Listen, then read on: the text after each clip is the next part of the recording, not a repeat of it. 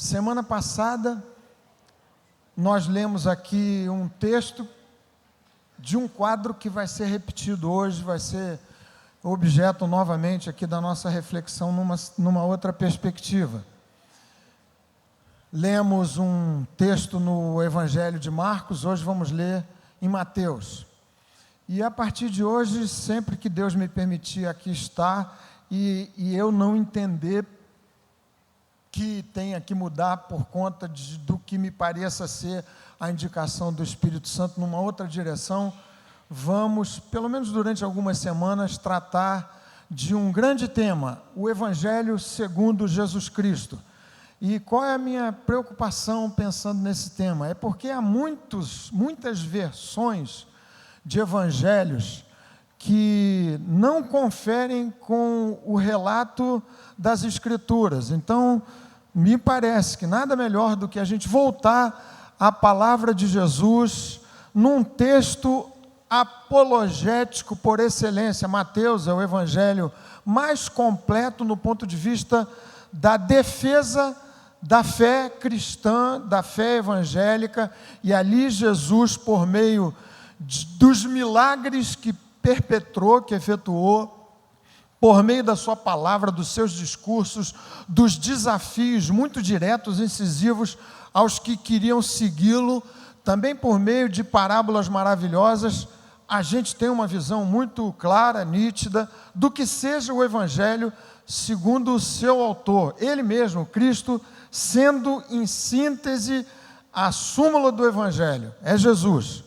Então nós vamos ler hoje o primeiro texto. Já há 2 anos para trás, vi aqui com os irmãos uma parte dessa descrição maravilhosa do Evangelho na forma das bem-aventuranças, mas agora a partir do capítulo 8, pós-bem-aventuranças, Jesus acabara de proferir aquele sermão extraordinário com alguns dos seus discípulos, desce do monte, e o texto diz que as multidões seguiram a Jesus, e ele então operou esse milagre registrado aqui no livro de Mateus, no Evangelho de Mateus, não por acaso, como sendo o primeiro de 10 registros de curas extraordinárias que Jesus efetuou. E por que não me parece, a muitos comentaristas desse texto, que tenha sido uma ordem cronológica casual qualquer? Por que esse primeiro milagre sendo na cronologia do Evangelho de Mateus, relatado em primeiro lugar? Porque ele é uma síntese maravilhosa da essência do Evangelho de Jesus. E você vai perceber aqui, na afirmação de algumas das lições que saem desse texto, que são coisas muito bem conhecidas, especialmente de você que está aqui na igreja, que frequenta a escola dominical, nada de muito novo, mas são verdades absolutamente essenciais para quem deseja entender, compreender, abraçar o Evangelho segundo o Senhor Jesus Cristo. Então esse é um milagre típico da essência do Evangelho. Vale dizer que os milagres descritos na Bíblia, aqui em particular nos Evangelhos, têm um alcance tríplice, mas eu vou ficar com um deles só. Todos eles invariavelmente elucidam, enunciam, agem metaforicamente a representar o que Deus faz por meio de Jesus. Bênçãos espirituais, operações do Espírito de Deus através de Jesus, por meio de Jesus, a sua própria obra, aparecem enunciadas nos detalhes das operações milagrosas do Senhor. Não foi então somente a cura em si, que por si já seria um benefício extraordinário para aquele que se aproximava de Jesus, doente, enfermo, como nesse caso, um leproso. Mas por detrás e dentro mesmo da operação milagrosa, há lições muito preciosas, que são representação de verdades espirituais que a gente precisa entender e absorver para a nossa vida e para o nosso coração. Vamos então ao texto, Mateus capítulo 8. Vocês já se movimentaram, já se cumprimentaram, mas vou pedir que você se coloque de pé outra vez para lermos aqui esses 4 versos de Mateus capítulo 8, verso de 1 a 4. O texto diz assim: cura de um leproso. Ora, descendo ele do monte, grandes multidões o seguiram. E eis que um leproso, tendo se aproximado, adorou, dizendo: Senhor, se quiseres, podes purificar-me. E Jesus, estendendo a mão, tocou-lhe, dizendo: Quero, fica limpo. Observem que o clamor daquele homem foi: Senhor, se tu quiseres, podes curar-me. Não, podes purificar-me. Aquele homem leproso tinha muito clara a compreensão do significado da sua enfermidade gravíssima. O que significava ela? E Jesus, estendendo a mão, tocou-lhe, dizendo: Quero, fica limpo. Imediatamente ele ficou limpo da sua lepra.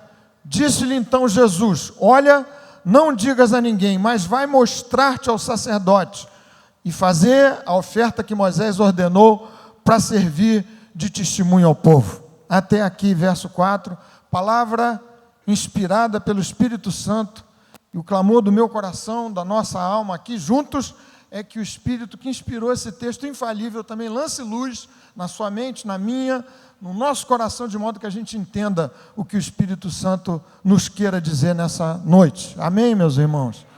Senhor, nos visita assim, nós te rogamos, que tu nos concedas aqui um momento que, sendo simples, não seja casual, não seja ocioso, não seja um desperdício do nosso tempo aqui, não seja uma ofensa à tua glória. Visita-nos, fala-nos, me ajuda com os meus irmãos para entendermos a tua palavra e dá-nos mais do que um entendimento, dá-nos um coração aberto a ponto de desejarmos ardentemente uma operação cirúrgica na nossa vida, na nossa alma, no ambiente da nossa intimidade, do nosso ser, por meio do Evangelho de nosso Senhor Jesus Cristo. Ajuda-nos assim, para a tua glória e para o teu louvor, em nome do Senhor. Amém. Podem se assentar. Irmãos queridos, primeira coisa que a gente precisa compreender aqui, e eu sei que vários de vocês já sabem, mas o que representava a lepra naqueles dias ali? Para não dizer de hoje também uma doença gravíssima, mas naqueles dias a lepra era uma doença considerada incurável. Em muitos registros aqui dos que viviam naqueles dias e no tempo do Antigo Testamento, a lepra era de cura tão difícil e a cura da lepra era um milagre comparável à ressurreição de um morto. Era, portanto, uma situação que não se poderia remediar. Doença incurável. Mais do que isso, era uma doença super repugnante, contagiosa, razão pela qual a lei de Moisés estabelecia que o leproso deveria ser segregado, expulso, tirado, isolado da convivência com pessoas saudáveis, e a ele só se daria o direito de conviver com outros leprosos, ou seja, alguém excluído da vida. E ainda mais, frequentemente, na cabeça de um judeu, espero que eu não chute aqui esses fios, se eu estiver me aproximando de alguma região aqui perigosa, você me avisa, por favor, pode gritar, vai cair. Você sabe que de vez em quando isso passa na minha cabeça, né? Esse mico histórico que eu não quero pagar aqui. Mas, fechando esse parêntese, nada a ver, vamos continuando aqui. Gente amada, era uma doença tão séria e tão grave, que a lei de Moisés estabelecia a reclusão, e mais do que isso, frequentemente a lepra era associada como rejeição de Deus. Alguém leproso era visto como alguém que tinha sido rejeitado por Deus, para quem Deus havia virado as suas costas. E frequentemente a lepra vinha como juízo de Deus em cima de alguém que havia cometido uma transgressão grave. Miriam, irmã de Moisés, se tornou leprosa porque disse uma palavra de acusação, de juízo contra o homem de Deus, servo do Senhor, Moisés. Geazi, o ajudante de Eliseu, você se lembra do texto? Mentiu, quis levar uma parte dos bens que Eliseu havia recusado, a história aparece lá no livro de Reis, num dos livros, e ficou leproso. A lepra que havia sido tirada de Naamã passou para Geazi, o rei Uzias, que até andou com Deus num certo tempo da sua vida, mas um dia quis sacrificar, fazer aquilo que só cabia ao sacerdote, e irado levantou a tenaz em brasas contra o sacerdote, se tornou leproso, recluso até o final do seu reinado. Era, portanto, uma doença sobre a qual, ou em torno da qual, havia um estigma muito grave e muito sério. Doença que representava, e nesse sentido, da metáfora do milagre da operação de Jesus, o pecado, a distância de Deus, a chaga que afastava o homem do Senhor, o Criador.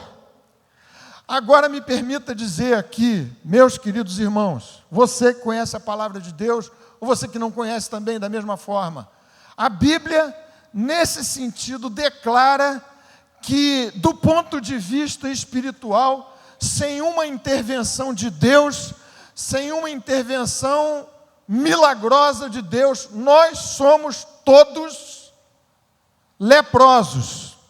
Eu não quero ser ofensivo, mas a Bíblia declara insistente e repetidamente que os bons, os acertados, aqueles que têm uma vida razoavelmente ajeitada, sem Deus e sem uma intervenção milagrosa, cirúrgica de Deus por meio da graça em Jesus, são leprosos, padecem dessa horrível condição do ponto de vista espiritual, que os afasta de Deus, que desespera a sua própria vida. É assim, Isaías capítulo 53, você talvez se lembre do texto, o texto diz assim, a respeito de Cristo, da sua obra e da condição do homem sem Jesus: todos nós andávamos desgarrados como ovelhas, cada um se desviava pelo caminho, mas o Senhor fez cair sobre ele a iniquidade de nós todos.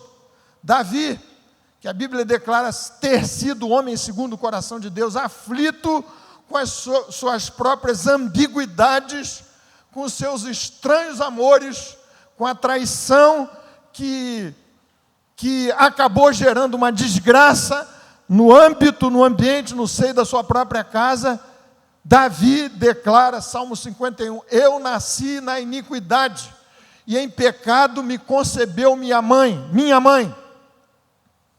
Paulo, escrevendo aos Romanos, tratando da obra de Jesus, diz que, do ponto de vista espiritual, antes de uma intervenção milagrosa, profunda, de Deus na minha vida, na sua vida, todos nós padecemos da desgraça da lepra espiritual. Não há um justo, Romanos capítulo 3, verso 6, não há um sequer, porque todos pecaram e carecem da glória de Deus. Então, talvez você me diga, puxa, mas essa é uma lição tão fundamental, tão básica. A minha condição diante da vida, diante de Jesus, se você não compreender isso, se você não aceitar essa sua condição de doente, gente, os exemplos são muitos, são variados. Desnecessário dizer que situações do tipo dessa, que faz tanto mal ao coração da gente, acontecida lá em Minas Gerais, mais uma tragédia, são um exemplo vivo de que existe um desajuste, uma natureza estranhamente ambígua, cheia de coisas maravilhosas, de traços da presença de Deus extraordinários, espetaculares, e ao mesmo tempo uma desgraça acontecendo naqueles termos e naquela proporção e naquela medida. Existe alguma coisa errada. E eu não posso me colocar fora dessa cena e dizer, isso não é comigo, eu sou diferente. Não, a Bíblia declara que nesse sentido da nossa condição espiritual, todos nós padecemos da mesma doença, da mesma chaga, da mesma enfermidade, que demanda uma intervenção tão milagrosa quanto aquela que aquele homem compreendeu que precisava acontecer consigo. Quem não compreende essa verdade vai se ver às voltas com algumas questões que frequentemente atrapalham o nosso andar. Em primeiro lugar, o óbvio. Se você não concluir que padece de uma doença grave, que demande uma intervenção divina, você não vai abrir-se para o Evangelho. O Evangelho são as boas novas da salvação para os perdidos. Jesus, acusado de viver com publicanos, pecadores, ele disse: eu vim para os doentes, porque os sãos não precisam de médicos, e sim os doentes. Não é que Jesus estivesse dizendo que havia entre aquele grupo de interlocutores gente sadia sem Deus. Não, ele disse: alguns não se veem na condição de padecendo de enfermidades, então o médico não lhes é necessário. Se você não compreender essa verdade essencial, não tem caminho no Evangelho, segundo Jesus Cristo. Isso é fundamental. Boas novas é para quem, em primeiro lugar, encara de frente o fato de que existe uma péssima notícia, de que você não dá conta de si, de que o seu amor é muito mais, frequentemente o meu também, dirigido a mim mesmo, do que a Deus e ao meu próximo. O que acontece sem uma intervenção milagrosa de Deus na minha vida é isso. Um amor ambíguo, é um amor seletivo, é um amor condicionado à recíproca e frequentemente traindo a recíproca. Você sabe que é assim. Quem não compreende essa primeira verdade que salta aos olhos desse texto da Escritura, declarando do que seja de fato o Evangelho segundo Jesus Cristo, também tem um outro problema sério. Anda com Jesus sem paixão, sem fervor, sem amor, porque ele não tem consciência do buraco, da profundidade do buraco do qual foi tirado.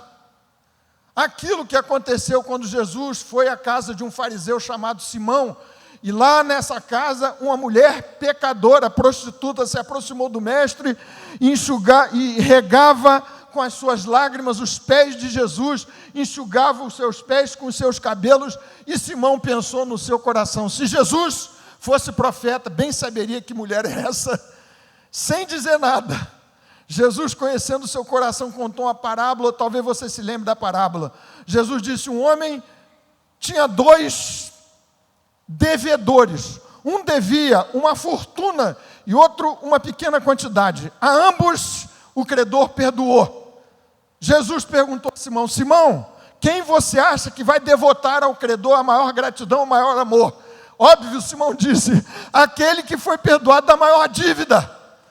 Então Jesus disse: ó Simão, está acontecendo aqui isso. Você se acha bom, certo, arrumado. Então você não me ama, você não precisa de minha intervenção. E se você me quer na sua casa, é de maneira distante, vazia, fria.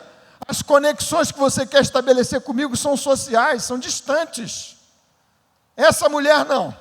Tem consciência da sua condição, sabe de onde vem e quem é. Nesse sentido, nasceu em pecados. Tem consciência da sua enfermidade, da gravidade da sua enfermidade. Sabe que só uma intervenção milagrosa para dar conta da sua própria vida. Então ela me ama muito. A devoção ardente é sempre resposta direta de alguém que pelo Espírito Santo consegue olhar para si e se enxergar sem retoques, sem Photoshop. Enxergar-se conforme o testemunho decisivo, incisivo, pungente da palavra de Deus. Não há justo, não há um sequer. Segunda lição desse texto precioso é que só Jesus, nunca vai ser demais dizer para os meus irmãos aqui da Igreja Betânia: cura da alma é Cristo. Evangelho não pode ser uma arrumada de casa, um banho ético, uma informação moral que discipline, que regularize o seu comportamento. É uma intervenção lá dentro da alma e do coração. É o que Jesus disse para os fariseus: não adianta lavar o exterior do copo e do prato se o interior estiver cheio de maldade e de rapina. Tem que haver uma lavagem por dentro. E só Jesus pode fazer isso. Esse homem se aproximou de Jesus com duas compreensões fundamentais. A primeira era essa: Senhor, se quiseres, podes limpar-me.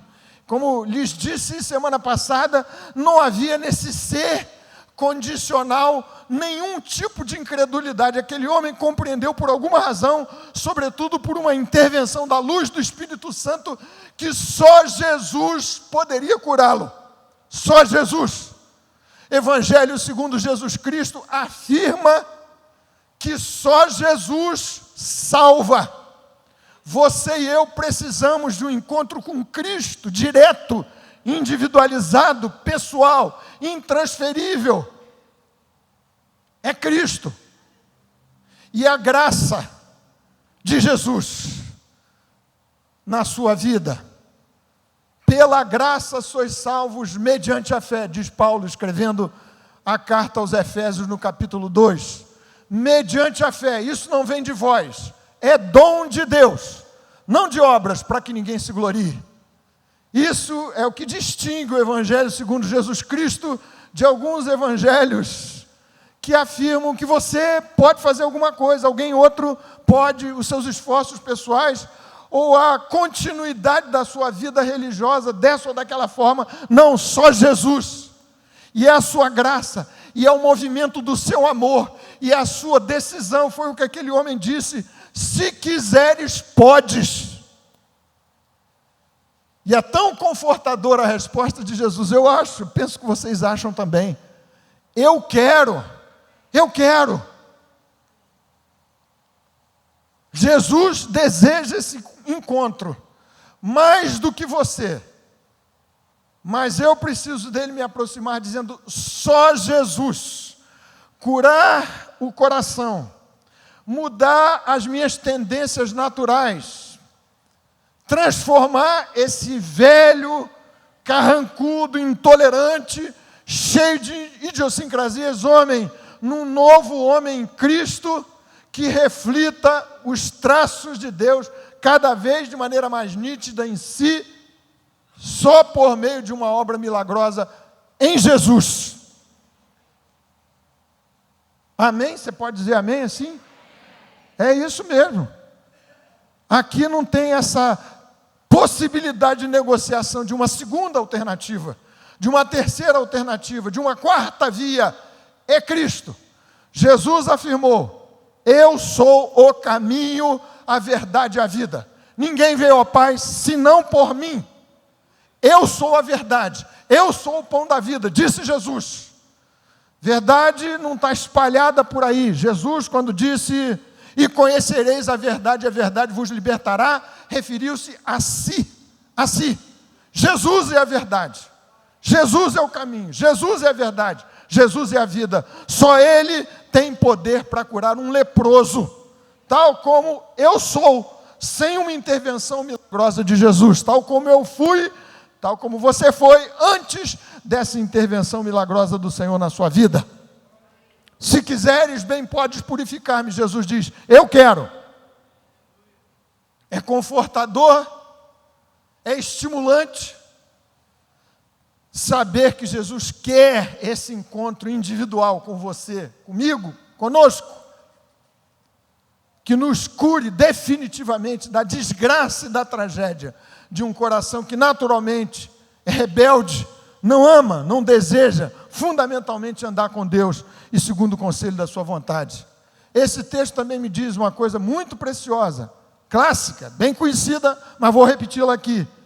A atuação salvadora da graça de Jesus parte de um movimento de amor. Texto que nós lemos domingo passado, Marcos capítulo 1, mesmo quadro, diz que Jesus, diante do pleito daquele homem leproso, que ousou fazer o que a lei lhe impedia de fazer, se aproximar daquele grupo de gente sadia, não leprosa, inclusive do mestre, ousou fazer assim. O texto diz que Jesus, profundamente compadecido, se dirigiu àquele homem, tocou e lhe disse: eu quero, fica limpo. O modus operandi do evangelho da salvação em Cristo, para aqueles que concluem que precisam de uma intervenção milagrosa na sua vida, por conta do estado da sua alma leprosa, por conta de perceberem que só Jesus dispõe em si da cura.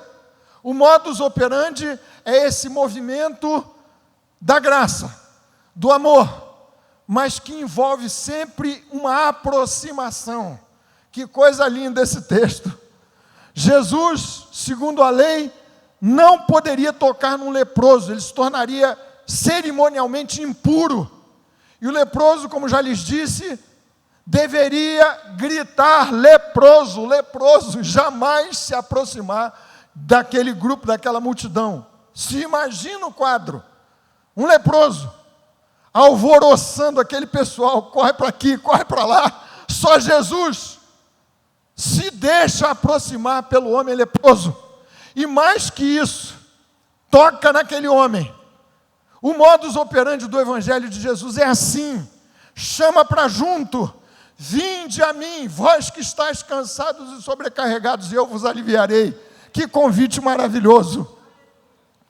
Não é para um encontro distante, uma religião estranha, experiências metafísicas, nada pessoais. Vinde a mim. E você, tendo sido uma vez salvo, limpo desta lepra fundamental, continua sendo chamado insistentemente para uma aproximação do Mestre o tempo todo. Hebreus capítulo 4, texto tão lindo que a gente cita aqui o tempo todo. Acheguemo-nos, portanto, confiadamente junto ao trono da graça, a fim de acharmos graça e encontrarmos misericórdia para socorro em ocasião oportuna. Acheguem-se a Jesus. O modus operandi da salvação e os seus desdobramentos envolve sempre a aproximação do doente, do enfermo e de Jesus, superando muitas barreiras que tentam nos afastar do Mestre. E ali você viu, havia a barreira cerimonial, legal, a lei de Moisés o impedia de chegar junto de Jesus. E tantas outras situações mais. Ele se aproximou, e Jesus dele, e o tocou. Sabe o que significa para a minha vida e para a sua? Um estímulo muito especial, no sentido de que você venha como a letra de um velho hino que a gente cantava. Eu venho como estou. Eu venho do jeito que eu estou. Não é você esperar, se limpar, se livrar da lepra e das suas consequências nefastas na sua vida para se aproximar de Jesus. Até me lembrei aqui de duas coisas. Desculpe se eu for distrair vocês, mas quando eu era pequeno aqui na igreja, a gente cantava, lá na primeira igreja onde eu preguei hoje, foi um culto bonito, né? Marília, Geraldo, tinha metade da Betânia lá hoje, hein? Muita gente por lá, estava bonito o culto. Mas eu ficava na dúvida da letra, depois eu vi alguém dizendo, eu venho como estou, era eu venho com Nestor. Vinha acompanhado de um, e a gente ficava perguntando, quem será esse tal de Nestor, né?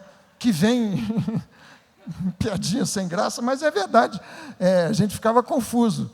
O texto do hino é um convite a você vir do jeito que você está. Me lembrei de papai, num livrinho que mamãe escreveu de passagem da vida do ministério deles, de um homem que se converteu lá no começo do ministério de papai, e só que o homem era viciado em fumar, fumava um cachimbão, sei lá de que jeito. E aí papai fez uma visita ao homem já convertido, trabalhando o coração, ensinando lá o homem, discipulando ele de alguma forma para ele ser batizado. Ele disse, pastor, mas é o seguinte, eu tenho um cachimbão aqui, é difícil, não consegui largar ainda e tudo. E aí a história conta, papai disse para ele o seguinte, vem, batiza o cachimbo, batiza você, batiza tudo. E aí, nessa experiência maravilhosa, você vai se livrando. Se esperar se livrar de tudo para se aproximar de Jesus, meu filho, é o contrário. Vem do jeito que você está. E assim esse moço fez. Leproso. Não podia se aproximar. Mas ele pensou, a minha única chance é me aproximar de quem pode deter essa loucura dessa doença incurável. Por isso é a oração de um desesperado, condenado a viver segregado da vida até o fim dos seus trágicos e dramáticos dias. Como eu e você, gente, por mais bonzinho que você seja, mais arrumada que seja a sua vida, sem uma intervenção milagrosa de Jesus, é lepra na certa. Mas a salvação envolve esse toque, essa proximidade de Jesus. Jesus deseja ter você aos seus pés, próximo, abraçar você. Você se lembra da reaproximação do filho pródigo? Ele, aflito com o estrago que havia feito na herança do pai, na sua situação, vem lá de longe, projetando um discurso de aproximação do pai. E o pai não quer ouvir nada daquilo, simplesmente o recebe e o abraça. Agora, sabe que esse modus operandi tem uma consequência também missionária muito séria. Eu, como pregador do evangelho missionário, nós todos aqui convertidos, curados, tocados pelo toque da cura, uma vez limpos dessa lepra fundamental, precisamos compreender que evangelho, segundo Jesus, pressupõe disposição de aproximação de quem ainda não foi tocado e livre dessa lepra espiritual séria e grave. E essa aproximação é muito custosa, é trabalhosa, nada confortável. Significa você abrir-se para se aproximar das pessoas que estão sem Jesus. Quem vai ficando mais maduro, para não dizer mais velho, talvez viva um desafio especial, que é o seguinte: muita gente que vai amadurecendo vai se tornando mais intolerante, mais seletivo nas suas relações. É como se dissesse, eu já ouvi isso várias vezes, já não tenho mais tempo a perder com determinado tipo de pessoa. E nesse sentido, você, homem, mulher de Deus, vai se distanciando do modus operandi essencial do missionário cristão e evangélico. Esse da encarnação, da aproximação, de se colocar onde há leprosos a serem tocados pela sua vida. Dá muito trabalho. É muito mais simples, muito mais confortável eu me acercar de gente que pense mais ou menos do meu jeito. Essas minorias perturbadoras, indesejadas, de comportamento excêntrico, nem pensar.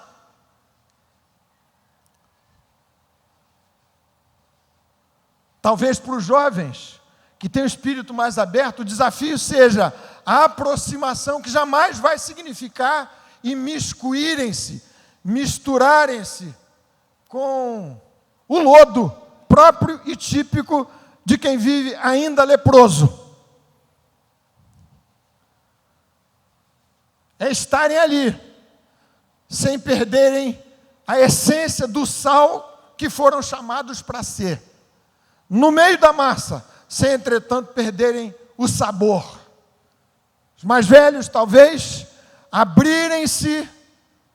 Gente, impossível não denunciar para o meu próprio coração as dificuldades que a gente tem numa sociedade cada vez mais binária, que não admite nuances. É tudo preto ou branco. Isso certo ou errado. É assim cada vez mais.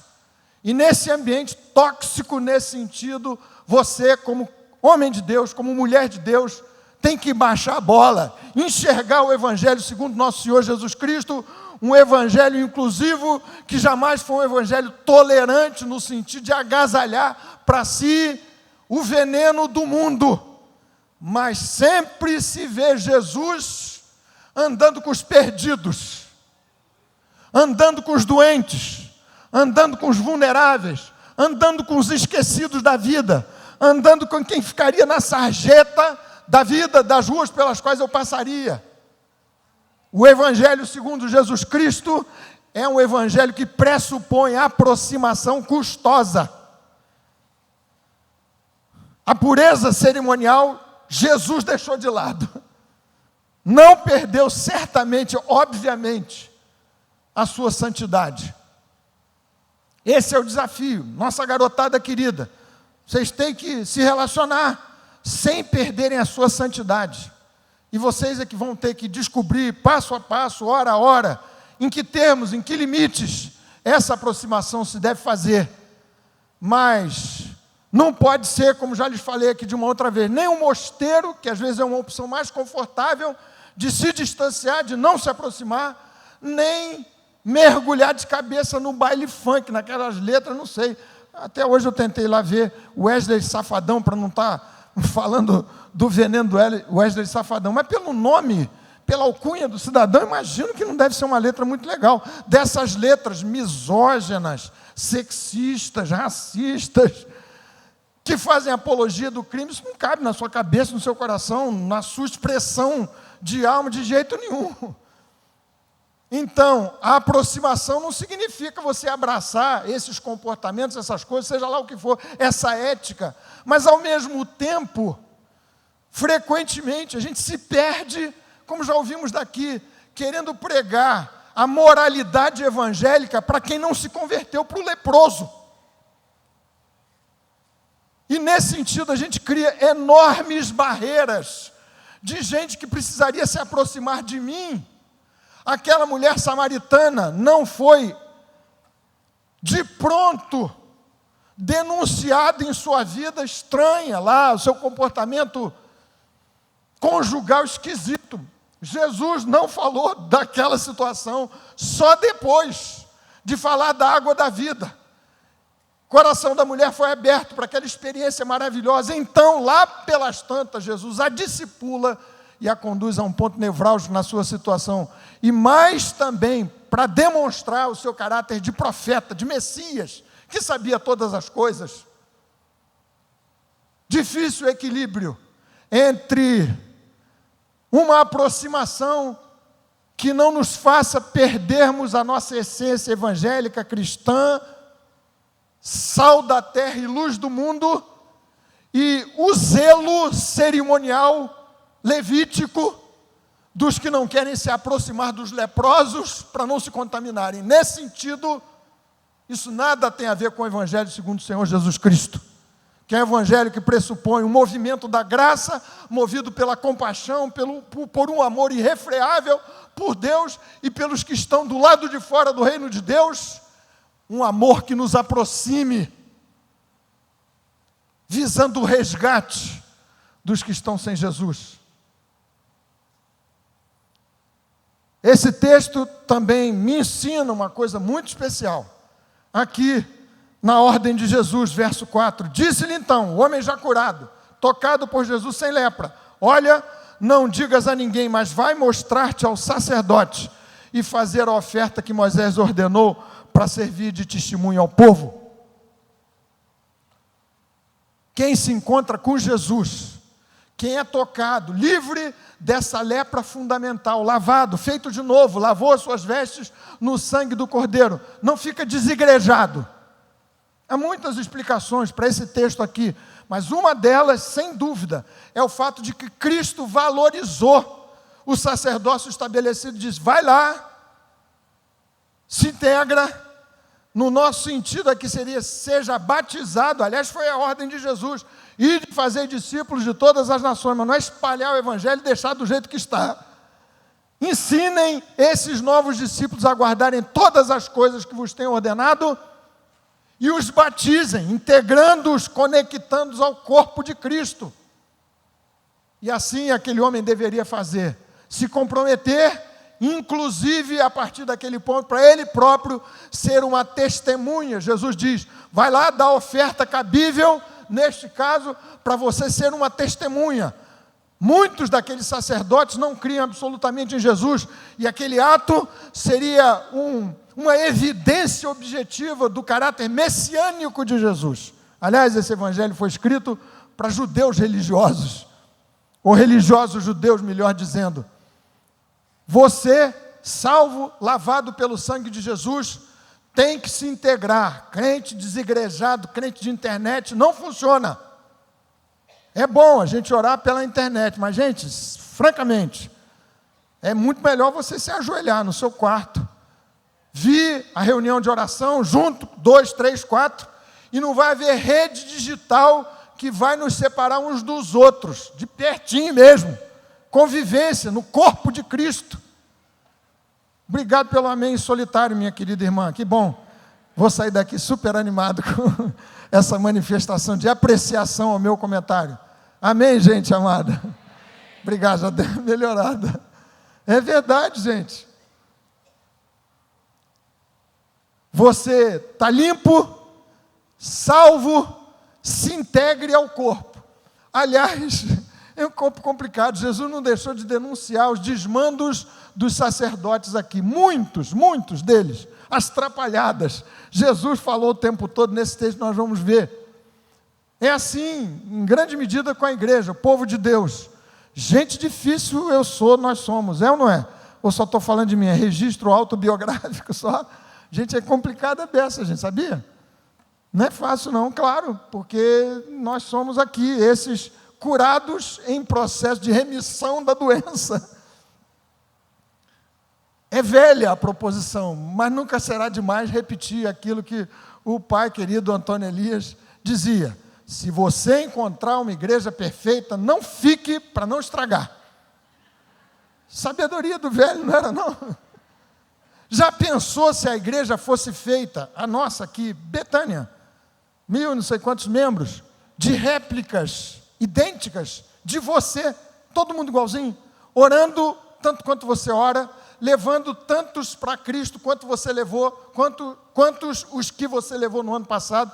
Teve gente que levou 0, ninguém, não falou de Jesus, mas já pensou o que seria da igreja? Eu tenho certeza que alguns poucos, somente, vão dizer, seria uma igreja melhor, mas a maioria, acho eu, vai dizer, não seria lá essas coisas não.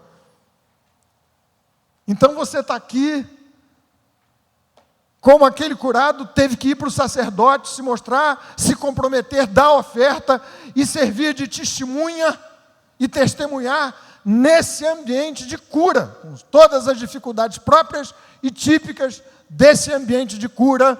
Bendito seja o nome do Senhor que governa as nossas vidas, o médico dos médicos, para curar as nossas enfermidades e fazer esse empreendimento divino se viabilizar por sua graça e por seu poder.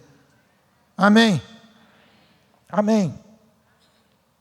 Finalmente, nós vamos orar agora, lembrando do que esse texto também me ensina, que a operação do Evangelho fundamentalmente visa a cura da alma, um novo homem em Cristo, uma nova mulher no Senhor, curar a alma, tirar essa lepra que me distancia de Deus. Mas existe o que eu posso chamar aqui de um bônus da graça. O Deus que intervém para fazer a cirurgia impossível da reforma e da renovação, do nascimento de um novo coração, também opera no sentido de bênçãos subsidiárias. Aquele homem, tendo se encontrado com Jesus, teve a alma curada, como também o corpo sarado. Um paralítico se aproximou de Jesus. Você se lembra do texto, é Mateus, um pouco mais adiante. E Jesus lhe disse: perdoados estão os teus pecados.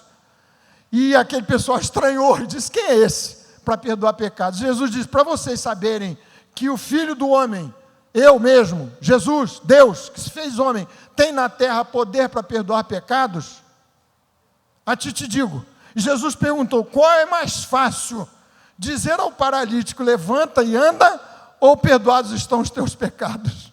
O bônus da graça, que já havia alcançado o coração definitivamente daquele paralítico, mesmo que continuasse paralítico, já era um paralítico salvo, andando livremente para a eternidade. Mas além disso, Jesus operou uma cura circunstancial, temporária, que duraria até a sua morte de alguma forma. Bônus da graça. Por isso você e eu somos também estimulados a, segundo a disposição daquele homem, se quiseres, colocar diante de Deus essas coisas que não são o essencial, não tratam da cura da lepra, na alma e no coração. Você disso já está curado. Mas bênçãos que precisam acompanhar a sua vida segundo os caminhos da vontade de Deus. Bônus da graça, a solução da família, o emprego, a saúde física, alguma coisa que Deus pode operar segundo o conselho da sua vontade para beneficiar a sua vida, tornar o seu caminho um pouco menos áspero, como o rei Ezequias orou depois de ter sido curado da sua enfermidade mortal, e disse: Senhor, por estas tuas disposições é que vivem os filhos dos homens. É como se Ezequias dissesse: eu sou teu, Senhor, poderia morrer agora, mas o Senhor generosamente me dá um bônus, um extra do teu poder e da tua graça para a minha vida. Vamos orar, meus queridos irmãos. Feche os seus olhos, por favor, incline a sua cabeça. Eu peço que os nossos queridos presbíteros venham até aqui, para a gente se preparar para esse momento de ceia.